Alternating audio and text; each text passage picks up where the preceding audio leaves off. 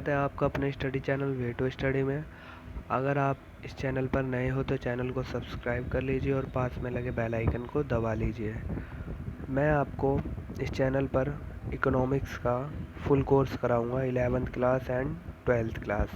ठीक है, अगर आप 10th क्लास से बिलोंग करते हो, 10th, 9th और 10th का भी फुल कोर्स कराऊंगा ऑन डिमांड, आपकी डिमांड पर। ठीक है, हिंदी इंग्लिश मीडियम दोनों। ठीक है, बस आप हमारे चैनल को सब्सक्राइब कर लीजिए और पास में लगे बेल आइकन को दबा लीजिए। आज का हमारा टॉपिक होने वाला है उत्पादन संभावना वक्र। उत्पादन संभावना वक्र, तो देख लेते हैं उत्पादन संभावना वक्र होता क्या है। सबसे पहले क्या होता है, संसाधनों के पूर्ण व कुशलतम प्रयोग। संसाधनों के पूर्ण व कुशलतम प्रयोग, संसाधनों का पूर्ण प्रयोग होना चाहिए। जैसे कि किसी देश के पास 2 लेबर हैं और 2 मशीनें हैं, तो ऐसा नहीं है वो एक लेबर से काम करा रहा है किसी चीज़ को निर्माण में, एक लेबर से काम करा रहा है और एक ही मशीन लगा रहा है, तो ये संसाधनों का पूर्ण व कुशलतम प्रयोग नहीं होगा। ठीक है, नहीं होगा। अगर 2 लेबर हैं और 2 मशीन है तो वो दोनों लगा रहा है, तो ये संसाधनों का पूर्ण व कुशलतम प्रयोग होगा। ठीक है, चलिए आगे देख लेते हैं। स्थिर तकनीक द्वारा, उसे ना अपनी तकनीक नहीं चेंज करनी। जो उसके पास मशीन है, लेबर्स हैं, वो स्थिर रहने चाहिए। ये नहीं बढ़ा रहा है या घटा रहा है। ठीक है, समझना समझ जाओगे आप। 2 वस्तुओं के उत्पादन, 2 वस्तुओं का उत्पादन, जैसे किसी भी चीज़ का ले लीजिए, गेहूँ या मशीन, गेहूँ चावल, गेहूँ या फैक्ट्री, किसी का भी चीज़ का एग्जांपल ले लीजिए। दो वस्तुओं का उत्पादन होता है। उत्पादन संभावना वक्र में 2 वस्तुओं का उत्पादन होता है। ठीक है, मतलब बनाई जाती हैं। विभिन्न संभावनाओं को जब एक रेखा चित्र द्वारा दर्शाया जाता है तो उसे पीपीसी कहते हैं। आगे देखते हैं, आगे आपके और समझ में आ जाएगा। चलिए देखिए, टेबल के द्वारा समझते हैं। संयोग क्या होते हैं, बांट दिया जाता है ABCDEF। ठीक है, इन ग्रुप में, ग्रुप्स मान लीजिए। फर्स्ट ए में जो वीट है वो लाख टन में है। वीट 15 लाख टन उत्पादन हो रहा है, मशीन 0, क्योंकि इस केस में जो संसाधन है वो सारे वीट पर लगा दिए उत्पादन करने में, तभी वीट का उत्पादन 15 लाख टन है और मशीन का 0। ठीक है, मतलब कि 100% संसाधन वीट में लगा दिए। मतलब सारे जो 2 लेबर 2 मशीन थी वो वीट में ही लगा दी, बाकी कोई और चीज़ मशीन दूसरी चीज़ नहीं बनाई, तो मशीन का उत्पादन क्या हुआ, 0। आगे देखते हैं। संयोग बी, संयोग बी में क्या है, 14 लाख टन वीट उत्पादन हुआ है और 2 यूनिट मशीन। ठीक है, 2000 ले लीजिए या 2 यूनिट ले लीजिए, आपकी मर्जी, आप कुछ भी ले लीजिए। सॉरी, संयोग में बी में क्या हुआ, 14 लाख टन गेहूं और मशीन कितना हुआ, 1 यूनिट।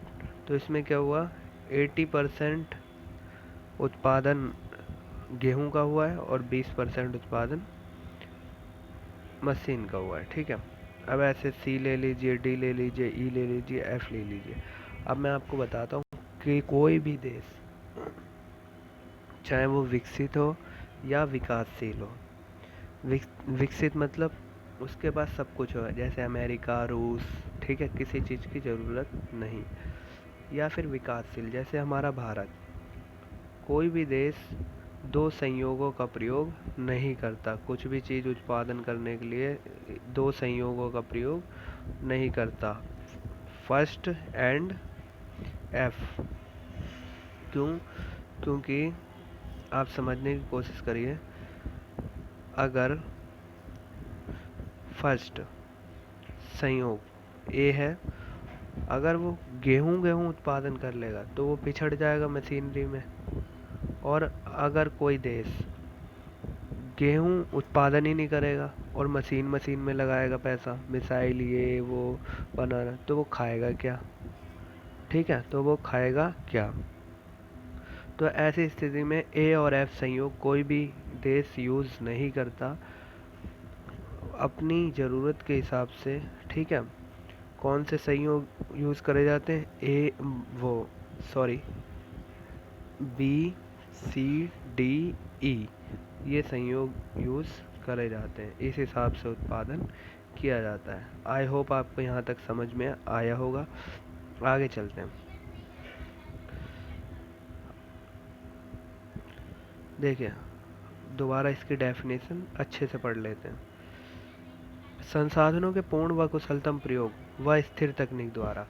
मैंने क्या बताया आपको? संसाधनों के पूर्ण व कुशलतम प्रयोग, अच्छे से संसाधनों का प्रयोग होना चाहिए। ठीक है, अगर 2 लेबर हैं तो 2 लेबर यूज़ होना चाहिए पूरी, और 2 मशीन है तो दोनों मशीन ही लगना चाहिए। वह स्थिर तकनीक द्वारा, अपनी टेक्निक चेंज नहीं करना। अगर टेक्निक हमारे पास दो टाइप की होती हैं। ठीक है, श्रम प्रधान, पूंजी प्रधान। ठीक है, श्रम प्रधान और पूंजी प्रधान। श्रम प्रधान में क्या होता है? लेबर ज़्यादा होती है, मशीन कम। पूंजी प्रधान में क्या होता है? मशीन ज़्यादा यूज़ होती है और लेबर कम। ठीक है, तो अगर टेक्निक यूज़ कर रहे हैं तो एक ही टेक्निक यूज़ करेंगे। ठीक है, तकनीक द्वारा दो वस्तुओं के उत्पादन की विभिन्न संभावनाओं, 2 वस्तुओं का उत्पादन को दर्शाया जाता है पीपीसी में। ठीक है, जब एक रेखा चित्र द्वारा दर्शाया जाता है तो इसे पीपीसी कहते हैं। ठीक है, आइए देख लेते हैं। आप लोग लिख लीजिएगा अपनी कॉपी में। देखिए, ये है, समझिए। संयोग A B C D E. देखिए, जब मशीन, यहाँ पे मशीन दे रखा है ना, जब मशीन 1 यूनिट या 1000 यूनिट, कुछ भी आप वहाँ पर मान सकते हैं। ठीक है, 1000 यूनिट उत्पादन हो रही है तो यहाँ पे गेहूँ कितना उत्पादन हो रहा? 0। यहाँ पे जब मशीन का उत्पादन 0 हो रहा है तो गेहूँ वहाँ पर कितना उस सिचुएशन में हो रहा है? 15 लाख टन। 1 हुआ तो यहाँ पर कितना हो गया? 1000 हुआ तो 14 लाख टन। 2 हुआ तो 12 लाख टन। 3 हुआ तो 9 लाख टन। 4 हुआ तो 5 लाख टन। 5 हुआ तो 0 लाख टन। ठीक है, ऐसे करके आपको दर्शाना है, पॉइंट लगा के फिर उन पर इस टाइप से आपको रेखा खींच देनी है और ये पीपीसी बन जाएगा। ठीक है, पीपीसी आपका बन जाएगा। यहाँ पर मशीन का दर्शाया गया, यहाँ पे गेहूँ का। ठीक है, आई होप आपको यहाँ तक समझ में आया होगा। आगे चलते हैं, चलिए। देखिए, मान्यताएं समझ लीजिए पीपीसी की मान्यताएं क्या है? संसाधन स्थिर होना चाहिए। ठीक है, संसाधन क्या है? स्थिर होना चाहिए। जो हमारे पास है वही होना चाहिए। ठीक है, ना हम उसमें बढ़ा सकते हैं ना उसमें घटा सकते हैं। ठीक है, संसाधनों का पूर्ण व कुशलतम प्रयोग होना चाहिए। पूर्ण व कुशलतम प्रयोग समझ गए? स्थिर प्रयोग होना चाहिए। ठीक है, स्थिर मतलब स्थिर तकनीक यूज़ होना चाहिए। लेबर ज़्यादा लगा रहे हो या मशीन कम। श्रम प्रधान तकनीक और पूंजी प्रधान तकनीक।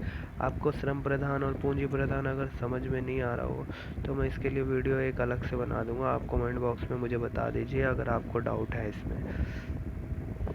2 वस्तुओं का उत्पादन होना चाहिए। ठीक है, पीपीसी में क्या होता है? 2 वस्तुओं का उत्पादन होना चाहिए।